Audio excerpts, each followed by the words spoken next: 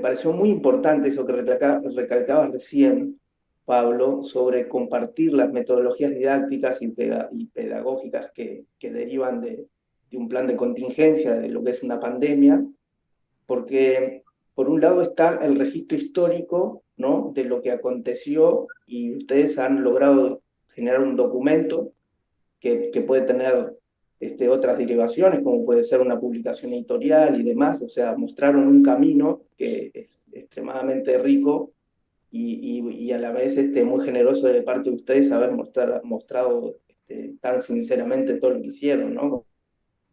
Lo que es la gestión. Entonces, acá se está debatiendo bastante y me voy hacia la pregunta concreta, ¿cómo vamos a encarar de aquí en más la virtualidad, por un lado? Y lo otro es, ¿estamos libres de atravesar otras pandemias? Entonces son como las dos cosas, las dos experiencias que me parece que la riqueza está ahí. Por un lado, saber afrontar un evento como la pandemia y, y por otro lado, eso de repensar la enseñanza incorporando la virtualidad, ¿no? Entonces, usted pudiera hacer como esa evaluación en cuanto a cómo esto puede afectar un plan de estudio, ¿no? O cómo puede afectar las metodologías para la evaluación, que lo comentan también claramente en la ponencia. Por ahí va la consulta que les quería hacer y está más asociada a la enseñanza y, bueno, mismo al perfil de egreso, ¿no? Digamos, la contingencia nos puso a pensar, si antes de la pandemia creo que a muchos de nosotros nos preguntaban si las disciplinas proyectuales se podían enseñar a distancia, creo que la primera respuesta que nos apareciera, y no, porque estamos acostumbrados a compartir el espacio, ¿no? A que esas disciplinas se aprenden compartiendo el espacio. La posibilidad de descubrir que en realidad, más que en nuestro caso por lo menos, más que el espacio era el tiempo compartido lo que hacía posible ese flujo que se produce entre el aprendizaje y la enseñanza, me parece que es uno de los capitales con los que nos quedamos después de esta experiencia, ¿no? Entonces, la posibilidad de mantener encuentros sincrónicos, aunque sea desde distintos lugares, es decir, el espacio del taller pasó a ser un tiempo compartido y no un espacio compartido, me parece que es una de las enseñanzas de las que tenemos que tratar de no olvidarnos más, ¿no? Porque encontramos los canales de compartir el espacio, aunque no fuese físico. Esos canales, por supuesto que no los encontramos, no estaban ahí disponibles. En algunas medidas los inventamos, los adaptamos, los rearmamos, reconvertimos, no sé, aplicaciones de diálogo que usaban los gamers, los trajimos a la educación, se los robamos. Claro, uno tomó préstamos, robó, se metió... en algunos casos tuvimos que lidiar con licencias, hubo que no estábamos preparados, ni las instituciones ni las personas, y sin embargo se produjo ahí también un flujo de colaboración entre estudiantes y docentes que permitió sacar la cosa adelante, ¿no? Creo yo que ese es uno de las cosas que tenemos que considerar un capital ganado, ¿no? Y bueno, creo que ahí empieza a haber pistas de cómo armar o cómo rearmar o cómo replantear situaciones de este tipo, porque también es cierto que este modo de enseñar y de aprender posibilitó la participación de personas en instituciones que no lo podían hacer porque estaban en otro lugar o estaban en otro, ¿no? Hubo cierta, está bien, saca gente del esquema porque no tiene conectividad o porque no puede sostenerla, pero pone gente en el esquema que estaba lejos por situaciones más geográficas, ¿no? Ahí, por ejemplo, por lo menos en nuestra cátedra este año, se registra una diferencia en la edad de los estudiantes, son estudiantes más grandes. ¿Por qué? Porque empezaron a estudiar en los 2 años de la pandemia, es decir, retomó estudios o comenzó estudios gente más grande, no son adultos mayores, pero en lugar de ser, nosotros damos clase en el segundo y el tercer año de la carrera. Teníamos estudiantes, en general la media andaba por los 20, los 21, los 22, y en cambio ahora se corrió, y hay estudiantes de 30, eso también es interesante de pensar como situación de apertura de posibilidades, ¿no? Esa no es un reemplazo, pero sí es otra, digamos, es sumar, no restar, ¿no? Sí, después por otra parte, de un modo inesperado, nos encontramos con la oportunidad de cambiar procedimientos administrativos internos dentro de la cátedra, por ejemplo, para registrar las calificaciones, la asistencia, que era algo que yendo al taller lo hacías con un papel, con una planilla, y ahora, ante la necesidad de hacerlo de modo digital, descubrimos bondades del Excel que ni hubiéramos deseado descubrir. Entonces, en esa situación nos encontramos con un montón de potencialidades que tiene las aplicaciones en línea que nos sorprende que la institución no las tenga. Es decir, nos imaginamos de repente la posibilidad de una transparencia posible, que bueno, sabemos que es un ideal, pero si se quisiera hacer y si existiera la decisión política académica de hacerlo, se podría tener desde información sobre designaciones, desde presupuestos, desde un montón de cosas que en los pasillos o en los pisos de un edificio quedan ocultos atrás de un armario, atrás de un funcionario, ¿no? Atrás de la propia burocracia material que a veces opaca cosas que nunca nos preguntamos por qué eran así, y ante la situación de la virtualidad nos damos cuenta que podemos estar conectados. Y que podemos actualizar las cosas muy rápido. No necesitas un trámite, viste, firmado bueno, se puede hacer digital. Por supuesto que son experiencias muy puntuales, muy, diría casi individuales, que cuando nos proponemos sistematizarlo y transformarlo en algo institucional, toca un montón de resortes y de áreas sensibles y de decisiones que son muy complejas, que nos exceden totalmente. Pero bueno, son oportunidades que uno descubre que también tienen su correlato curricular, porque en tipografía nosotros vemos cuestiones que tienen que ver con las letras, pero también cuestiones que tienen que ver con cómo se usan las letras, y eso está atravesado por la tecnología. Para nosotros la tecnología es algo que al no tener los recursos en el taller se vuelve muy difícil de manejar, y de repente ante la situación virtual tenemos el modo real de hacerlo. Entonces, ahora tuvimos el modo real de hacerlo, volvemos al taller y tendríamos que desprendernos. Entonces ahí aparece de nuevo un diálogo entre lo que queda en el taller, lo que queda virtual, lo que está grabado y queremos aprovechar, la posibilidad de pensar si el tiempo de cursada es el tiempo físico que estamos en el lugar, o el tiempo puede ser parcial y otra parcialidad se hace en la casa, por ejemplo. Pero bueno, esos son todos como preguntas que nos hacemos y que después se tienen que institucionalizar, porque digamos, los grupos docentes tenemos que trabajar de un modo coordinado. Todos tenemos que de algún modo ofrecer lo mismo o trabajar por resultados que sean convergentes, y no fomentar la diferencia competitiva, por decir, ¿no? En un sentido negativo. Pero bueno, eso implica entonces que las autoridades, las personas a cargo de la gestión, tienen que trabajar muchísimo para canalizar esas oportunidades de un modo positivo. Digamos que queda pendiente un momento muy grande de toma de decisiones por parte de directivos que hace 2 años que no se toman, porque la urgencia tapó Claro. muchísimas cosas, pero tampoco creo que la vuelta a la presencialidad también, si bien hay otra calma, es otro tipo de urgencia. Bueno, Ale.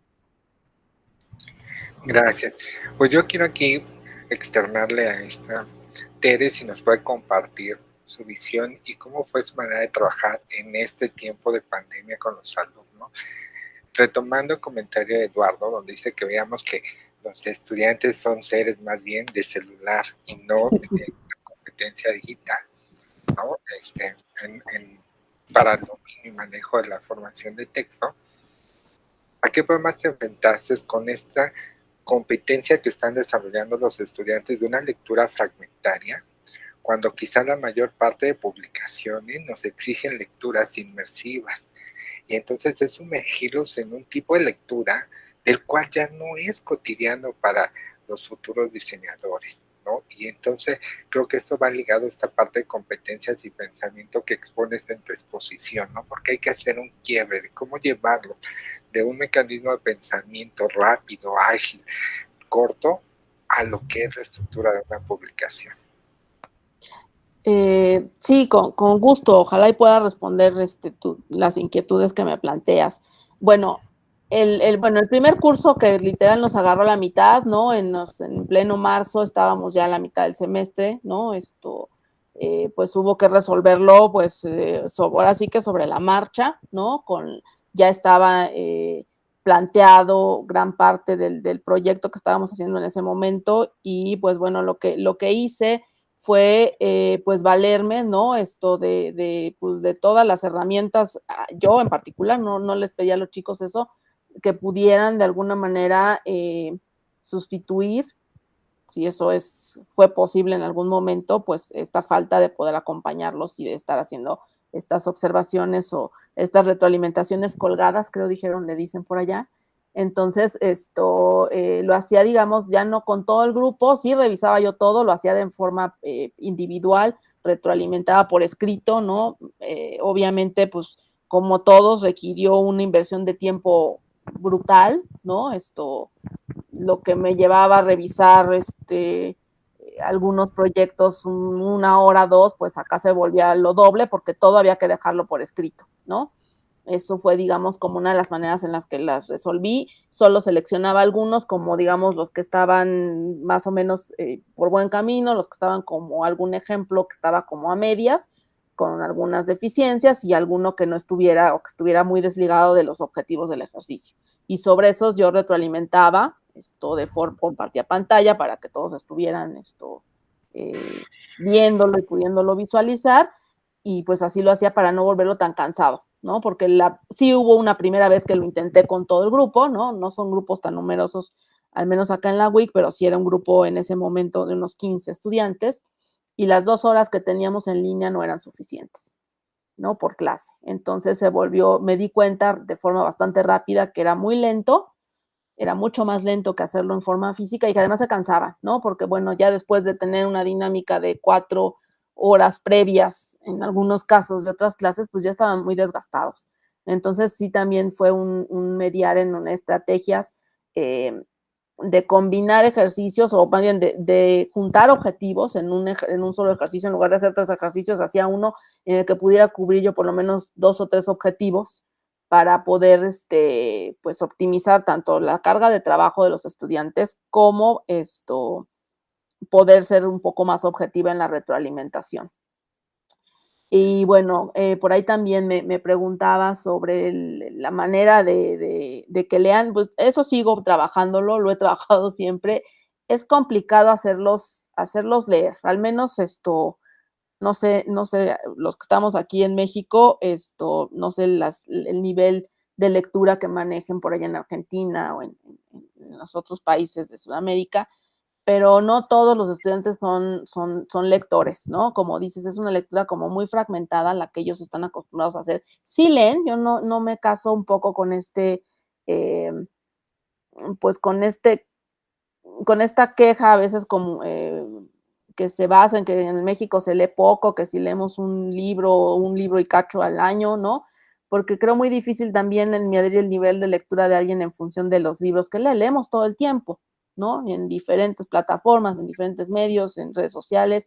Entonces sí creo que los jóvenes en particular sí leen, no poco, pero sí es una lectura fragmentada, entonces, o fragmentaria, no inmersiva, como lo que requiere a veces la composición tipográfica, porque en el caso de las materias que estoy yo impartiendo ahorita, eh, hablamos de composición de textos, pero no solo, digamos, de carácter editorial, hablando de revistas, libros, periódicos, ¿no? Que son como los proyectos más complejos ya del diseño editorial. Todo aquello que requiera un texto, ¿no? Un empaque que requiera tener una tabla de indicaciones o de uso responsable, etcétera, pues va a requerir una composición de texto, ¿no? Entonces, pues sí, les damos, hago un poco de énfasis en que tienen que dar una lectura forzosa, ¿no?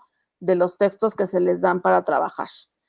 Por un lado, para que puedan identificar cuáles son los requerimientos que el propio texto va solicitando, ¿no? En dónde va a estar plasmado, qué soporte, qué características tiene, y por otro lado que analicen quién va a ser el posible lector, que en algunos casos es un público muy heterogéneo, como puede ser el de un medicamento, ¿no? La caja de un medicamento, y otros donde sí va a ser como muy puntual, dependiendo pues la intención del ejercicio. Entonces, es complicado, pero sí trato de hacerlo. A veces incluso les proporciono textos en los que hago ciertos cambios intencionales y les digo, léanlo porque tiene errores, ¿no? A veces son errores de ortografía obvios, a veces cambio el orden del párrafo. Pues un poquito un plan con maña para decir, hay un error y lo tienes que encontrar, ¿no? Un poco también fomentando pues un poco el juego, decir, encuéntrenlo, a veces lo hacemos en equipo, a veces lo hacen de forma individual, un poco para motivarlos y para, sobre todo, evidenciar, creo que sería como lo más importante, evidenciar que esta lectura que tenemos que hacer, el propio Brinkhus lo maneja en su libro, ¿no? Los elementos del estilo tipográfico. Cualquiera que maneje o que vaya a trabajar una cuestión que tiene que ver con composición de textos, lo primero que tiene que hacer es leer. A partir de esa lectura puede proceder a tomar cualquier otro tipo de decisiones. Entonces, sí es una cuestión como de estar insistiendo, no siempre lo logro, lo admito, pero creo que por lo menos se van, al menos salen del curso sabiendo que pues deben de hacerlo, ¿no? Que es una parte importante de las decisiones que van a tomar, porque no es lo mismo diseñar, ustedes lo saben, ¿no? Un recetario, ¿no? Y la organización, la jerarquía que podría tener cada receta, a un libro de texto o a cualquier otro producto editorial. Entonces, esas son un poco, muy a grosso modo, pues algunas de las estrategias que trato de implementar dentro del taller, ¿no? Y que van un poco de la mano con la pregunta que me hacía, creo que Lucho hace ratito, sobre, pues, también la cuestión del pensamiento abstracto, ¿no? O sea, que de ahí puedan ellos sacar información que no está, digamos, que no es textual, ¿no? Sino que infieran las partes importantes o las decisiones que van a tomar a partir de lo que el propio texto conlleva. No sé si responde un poco tu duda, Sí. tu inquietud. Sí, está bueno. Hoy también hablábamos de la iteración y de cómo volver a revisar y mejorar tras evaluar, algo que está tan de moda en los desarrollos digitales actuales, pero que en la enseñanza quizás se haga todo el tiempo, incluso sin saberlo. Esto de volver a mejorar, revisar, reevaluar, para que de alguna manera esos aprendizajes queden. Y me encantó, no recuerdo ver si lo dijo Eduardo o María Teresa, esto de que todos miren a todos y todos aprendamos de todos. Por mucho tiempo eso no fue así, ¿eh? Éramos bastante reticentes a mostrarle los trabajos a los demás. Se habló también mucho de integración y fortalecimiento, de los aspectos positivos de la sincronía y la tecnología a favor. Es verdad que hay estudios que dicen que leemos más que nunca, pero de una manera muy distinta como lo hacíamos antes. Y hoy Pablo también rescataba esto de la transparencia en la documentación digital, de cómo por ahí con un simple Excel se podía transparentar la información que en las instituciones no se muestran, que la burocracia de alguna manera nos oculta, y cómo la tecnología en ese aspecto de alguna manera transparentó. Por lo menos hasta diciembre de 2021, recién vamos un mes y medio de clases y estamos como en otro momento. También comentaba hoy a la mañana de la sensación muy rara que me daba de estar en un curso con tantas personas de repente, porque no habíamos estado por 2 años ahí. que es en general nuestro lugar. No sé si alguien más quiere comentar qué le pasó en ese aspecto en plena pandemia o en este resurgir, en esta vuelta, porque ha sido bastante chocante a favor, pero también raro, ¿no? Nosotros siempre les contamos a los estudiantes, bueno, a los estudiantes del año pasado, que la primera clase de 2020 reventamos 3 plataformas tratando de hacer la clase inaugural. Es decir, empezamos con una transmisión de YouTube que funcionó perfecto porque no importa, cada estudiante se conectaba desde su casa a un enlace. Bien, esa estaba bien. El problema empezó cuando tuvimos que separar los 2 niveles y hacer la presentación de tipografía 1 y la presentación de tipografía 2.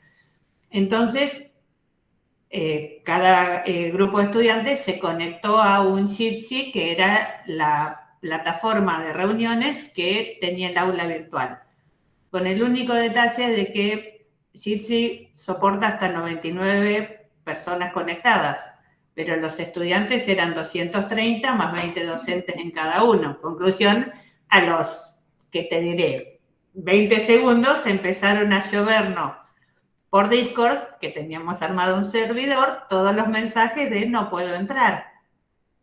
Claro. Bueno, pasamos por otra, se sumó un estudiante que tiene problemas de hipoacusia, entonces necesitaba que quien estaba hablando tuviese una imagen grande en la pantalla para poder leer, ¿no? Reventamos hasta que volvimos a YouTube y terminamos transmitiendo de nuevo por 2 canales de YouTube, uno con cada...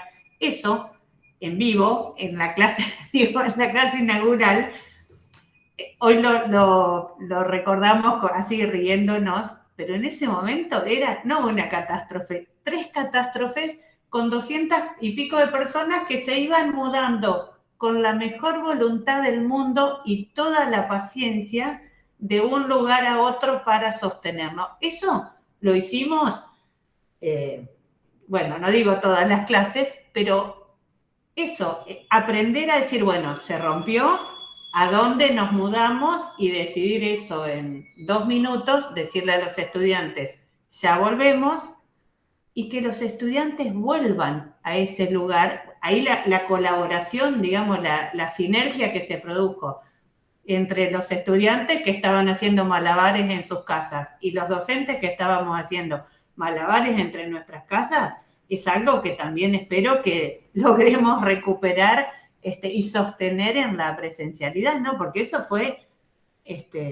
maravilloso, digamos, son experiencias de colaboración descomunales. Bueno, yo todavía no estoy presencial con los alumnos, pero sí en el entorno laboral y concuerdo con tu parecer, que no es que nos desacostumbramos a estar con las personas, pero sí hay y ni siquiera por temor a contagiarnos, digo, la mayoría de nosotros afortunadamente ya estamos vacunados y más allá de que si hemos tenido o no COVID, creo que sí hubo un cambio en la dinámica de la privacidad, aunque estábamos conectados totalmente, y eso hay que reeducarnos a ese contacto. Hay una especie también de agobio de estar próximos. No es porque no queramos a las personas, pero creo que hicimos un gran esfuerzo para aislarnos y ahora tenemos que hacer un gran esfuerzo para volvernos a reunir. Creo que el espíritu que en todo momento ha navegado y tejido esas redes invisibles ha sido el altruismo, la solidaridad, la empatía. Yo creo que eso sí fue exponencial. Espero que no lo perdamos porque eso fue verdaderamente fue lo que nos salvó como colectivo en el ámbito educativo, con los compañeros, con los colegas de todas las latitudes y con los alumnos también. Lo que un poco decías que en la mañana te mencionaban Pablo y Marcela, pues yo te puedo decir que en mi experiencia docente, investigativa, de tutoría de tesis, ver el esfuerzo ingente que hacían los grupos académicos, los grupos, los seminarios de investigación, para seguir justamente, no dejarnos abatir por esta cosa tan brutal, este tsunami trágico en el que nos vimos sumergidos, fue la empatía, fue la generosidad y el altruismo. Y creo que tenemos que preservar eso a toda costa. Sin ser fatalistas, no vamos a estar exentos de calamidades, pero creamos un montón de cosas maravillosas y en eso nos tenemos que quedar con esa enseñanza positiva. Luis levantó la mano y María Teresa también. María Teresa, ¿quieres hablar tú primero? Nada más rápido, ahorita Marina, que comentabas la cuestión sí de la empatía, ¿no? Pues entre colegas, con los estudiantes, sobre todo en los primeros momentos no tan álgidos de la pandemia, pues sí, yo creo que eso fue algo que pues nos ayudó, ¿no? A seguir adelante y a poder reformular pues todo, ¿no? Todas las estrategias, en el caso de los docentes, acoplarlas, adecuarlas para a lo mejor tener objetivos no tan ambiciosos, pero que se pudieran cumplir, ¿no? O sea, que era la idea, no nada más, pues hay que terminar un contenido porque nada sirve, ¿no? Si no hay un aprendizaje significativo. Yo creo que eso fue algo también que en lo particular y con los colegas de la universidad nos dimos cuenta pronto, ¿no? Que iba a ser muy difícil lograr alcanzar los objetivos que teníamos por asignaturas e incluso por áreas en esta situación, ¿no? Entonces nos dimos un poco a la tarea de ser un poco más realistas, ¿no? Con las herramientas con las que se contaba, incluso en las que nos brindó la institución, pero no de forma inmediata, ¿no? Nos llevó un tiempo. Y ahora en este regreso a esta pues, normalidad en la que estamos ya presencial, nosotros casi al 100, algunas materias todavía permanecen a distancia.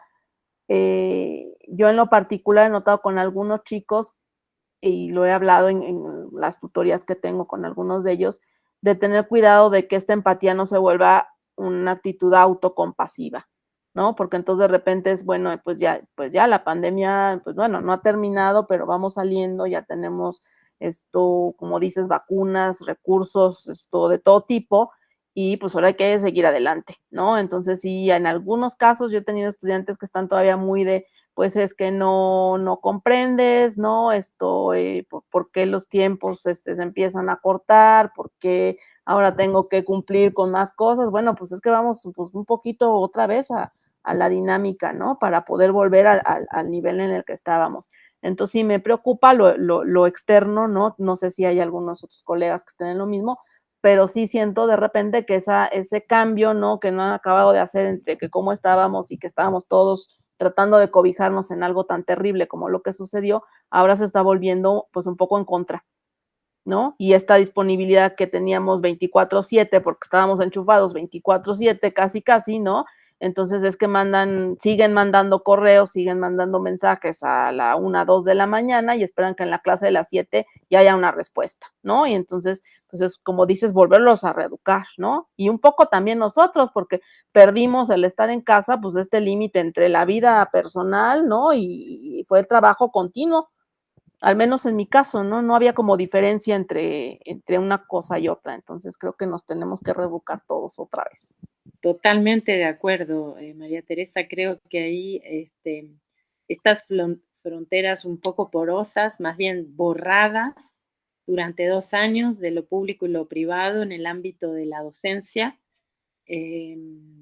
fue muy funcional, pero también necesitamos reevaluarla, ¿no? Algunos de nosotros somos un poco workahólicos y nunca antes de pandemia tampoco tuvimos esos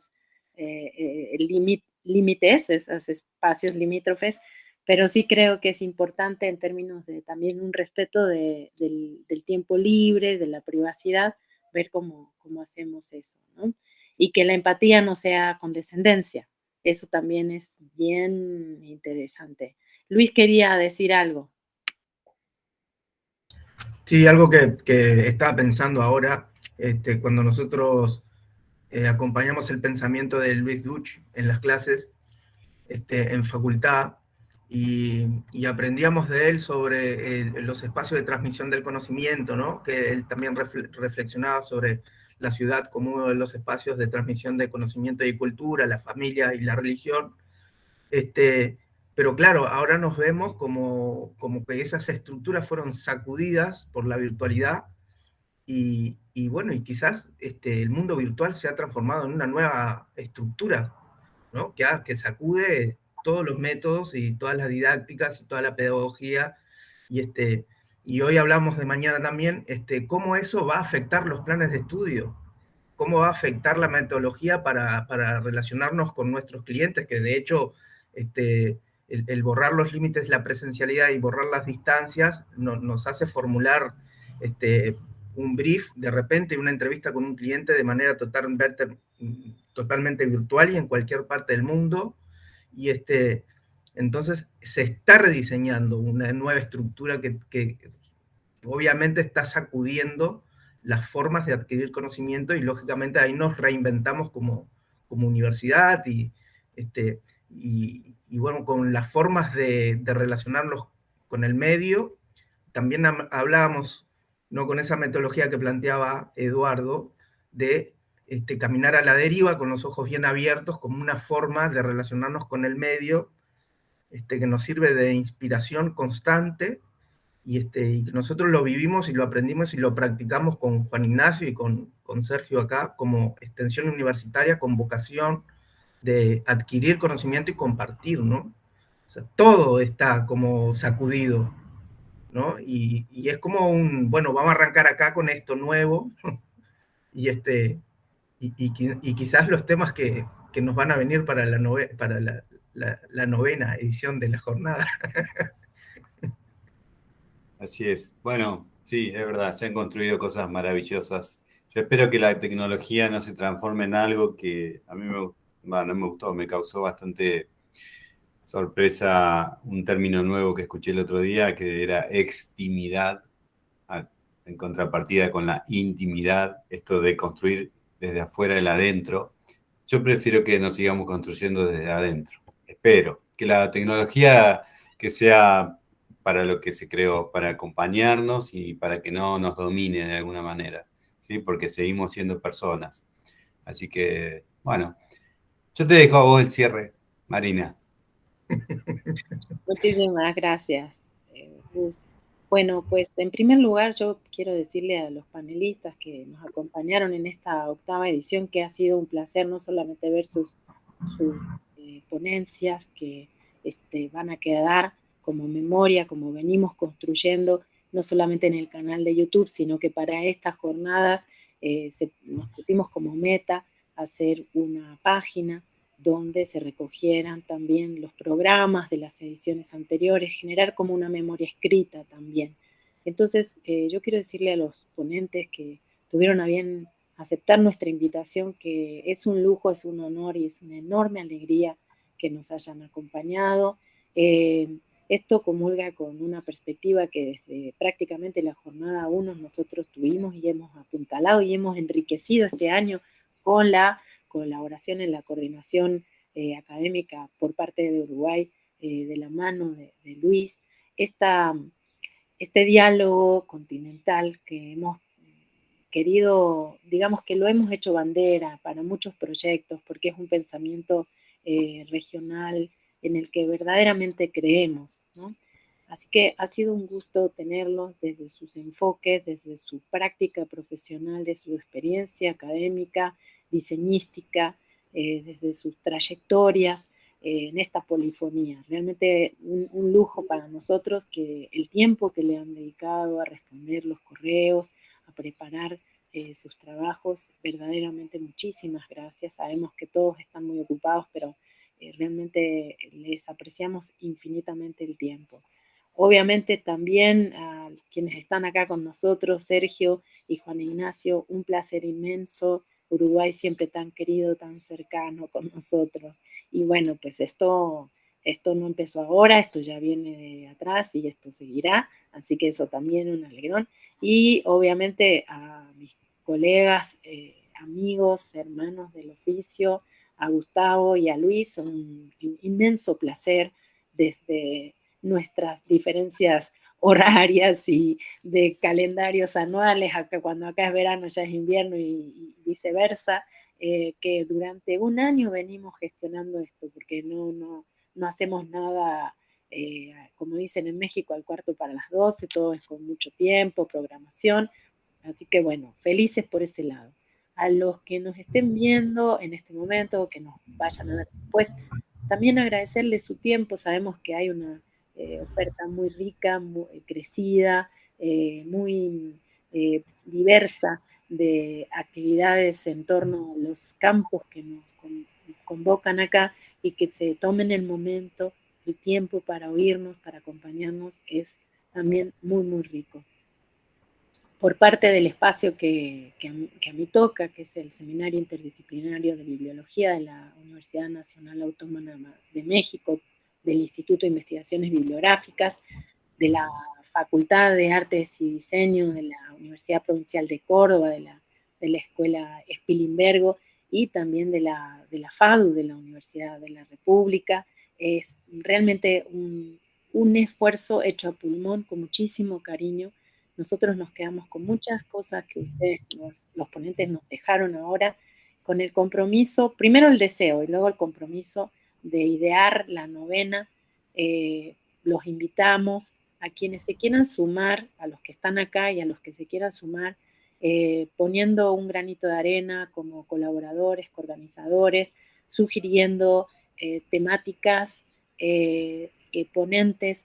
Hemos sido siempre muy incluyentes, no hay nadie que esté vetado en este espacio, es un espacio que queremos que prospere, que crezca, que no se nos salga de madre, digamos que lo podamos realmente conducir, no nos gusta tirar manteca al techo, como dicen por ahí, pero que lo que podamos concretar con ustedes sea y dejar para los colegas y los alumnos y los amigos, los interesados, sea algo de provecho, desde la honestidad del pensar, del hacer, del sentipensar, como nos dice Alejandro, y muchísimas gracias. Yo quisiera cerrar con esas palabras. Luis, Gustavo, les cedo a ustedes la palabra, si quieren, un saludo, y si no, bueno, desde acá para allá y desde allá para el otro lado, un abrazo con inmenso cariño y gratitud.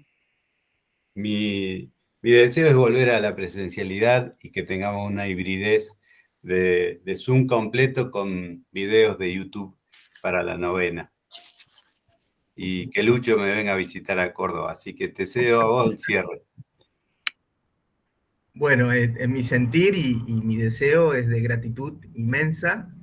La vida me ha regalado una red que aprendí a querer y la defiendo. Y, y nada, también comparto con Gus que volver al abrazo es algo que compartimos y que deseamos, porque sentir la calidez de las personas es algo que compartimos, porque es sano para el espíritu, para el alma, y que lo tenemos que cuidar. Eso lo compartimos porque tenemos dos médicos que saben mucho de eso, y nada, es un abrazo enorme, los abrazos así, un abrazo virtual, como dice, pero ojalá nos veamos en persona pronto. Bueno, ojalá así sea. Nos vemos en 2023, entonces, muchas gracias por participar.